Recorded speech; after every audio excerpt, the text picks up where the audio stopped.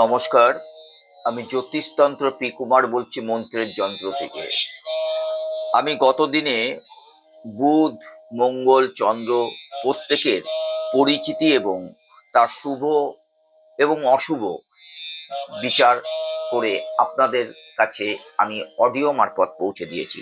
তাই এই প্রোগ্রামটা শোনার আগে একটু সাবস্ক্রাইব, শেয়ার করবেন, লাইক করবেন, তাহলে কিন্তু আমার এই মন্ত্রের যন্ত্র আমি আপনাদের কাছে সব নতুন নতুন সাবজেক্ট পৌঁছে দিতে পারবো এবং যারা জানেন না তাদের হাতেও পৌঁছে যাবে। আজ আমি আলোচনা করছি বৃহস্পতির পরিচিতি নিয়ে।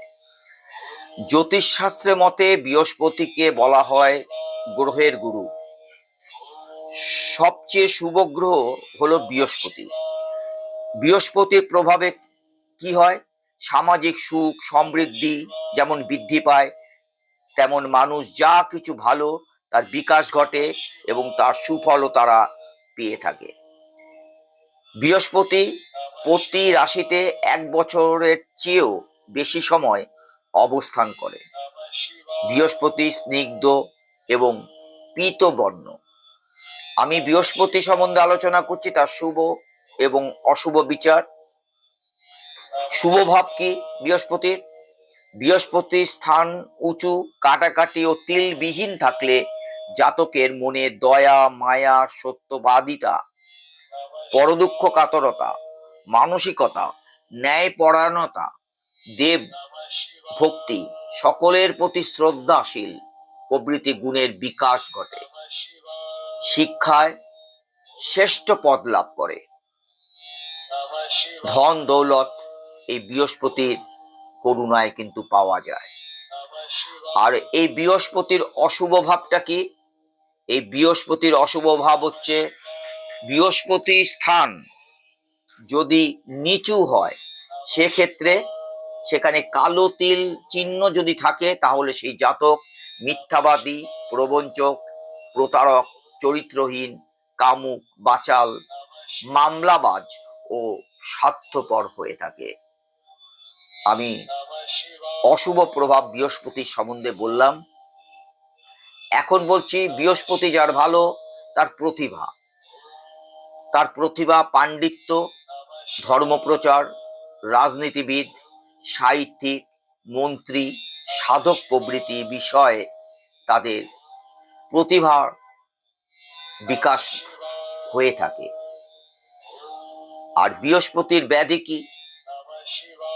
বদহজম, অনিদ্রা, জন্ডিস, টাক পড়া, বহুমূত্র, রক্তপাত, হৃদরোগ প্রভৃতি রোগ কিন্তু বৃহস্পতি ব্যাধি। আর বৃহস্পতির কর্ম কি?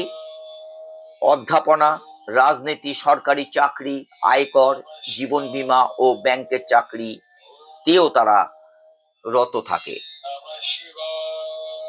আর বৃহস্পতির ব্যবসা ধর্ম গ্রন্থ রচনা, মুদ্রণ, শিল্প প্রকাশ, মনোহরি দ্রব্য, রেশম, পশম, রত্ন প্রভৃতি ব্যবসায় এদের পারদর্শিতা ভীষণভাবে কিন্তু দেখা যায়।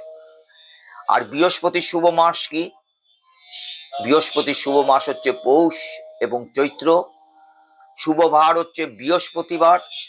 শুভ দিক হচ্ছে বৃহস্পতির পূর্ব দিক। আর বৃহস্পতির শুভ সংখ্যা কি? বৃহস্পতির শুভ সংখ্যা হচ্ছে 3। আর শুভ বর্ণ বৃহস্পতির হচ্ছে হলুদ। আর বৃহস্পতি ধারণীয় রত্ন। এই বৃহস্পতির ধারণীয় রত্ন কি? বৃহস্পতির ধারণীয় রত্ন হচ্ছে পোকরাজ ও পুষ্পরাগমণি। আর ধারণীয় ধাতু বৃহস্পতির কি? সেটা হচ্ছে সোনা। আর ধারণীয় মূল হচ্ছে ব্রহ্মযষ্টি।